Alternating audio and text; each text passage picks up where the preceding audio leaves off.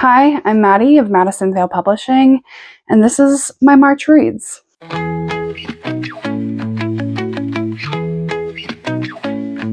I've got my book journal, I've got some stats.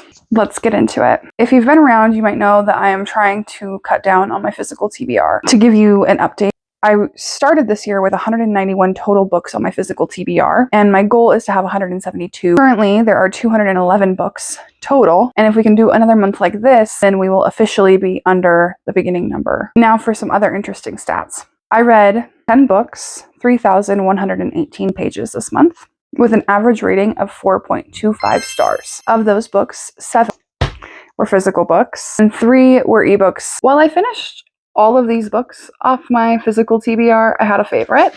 My favorite book of the month was Wild Side by Elsie Silver. This series I love. Rose Hill is my Elsie Silver city, I guess, because I have loved every book in this series thus far. I'm excited that there is a 4th book coming out, and I'm excited to see what it's about. The covers are gorgeous. This one came with art inside. I started this book, and then I kind of got into a little bit of a slump, and I didn't want to come back to it, but my friend had read it and she was like, oh my gosh, you have to, like, Reese is the best. I read the back and it says she always dreamed of her wedding day, and those dreams never included saying I do to a man she hates. This is like a marriage of convenience. I have to get into this book.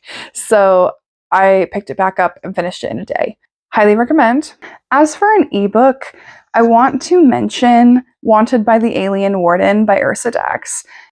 As an alien romance writer myself, I love, love, love to read alien romances, and Ursa has been one of my go-tos since I got into the genre. She has this Cowboy Colony series of alien cowboys, and it is just the perfect amount of small town tropes and giddiness. It's very humorous, and you have these just giant himbo aliens who are just like really excited to have a wife. I wrote, Ursa never misses, literally ever. Tasha and Ten were perfect, and I love their story. Getting to know the new men was fun too. Now, a new thing I want to include when talking about books and working through my reading wrap-up is hopefuls. These are the books that I am hopeful to finish in April. I'll show you each one and tell you why, and we'll go from there. I have The Nanny and Lock and Key by Lana Ferguson. I read The Fake Mate this last month and I really enjoyed it, so I figure these will be nice, easy, fluffy reads. I had 2 kind of smaller reading months these last 2 months. I have a feeling with my seasonal depression leaving, I'm thinking that this will be a better reading month. Those are my first 2 books on my hopefuls. Next is Writing for Impact. I like to read at least 1 nonfiction every month. I have been working on The Artist's Way, but it's a program. It's 12 weeks. You follow through it. So I needed something to like read and improve my writing craft on a like more cover to cover kind of basis. So we're going to read Writing for Impact by Bill Burchard. Next is A Countess Below the Stairs. This is my book club book. I have had this since January. I am supposed to read and annotate this book and then pass it along to my next friend. I have not done that.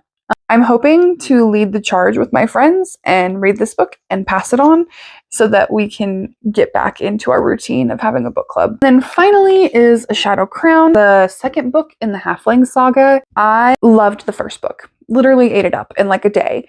And then this book wasn't out yet. I read like 30 pages and then I set it down for some other book, I'm sure.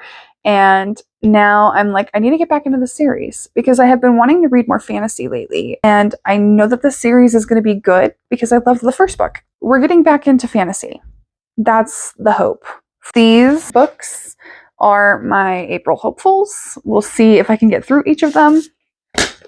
That is my reading wrap up for March. Come back to see what I read in April.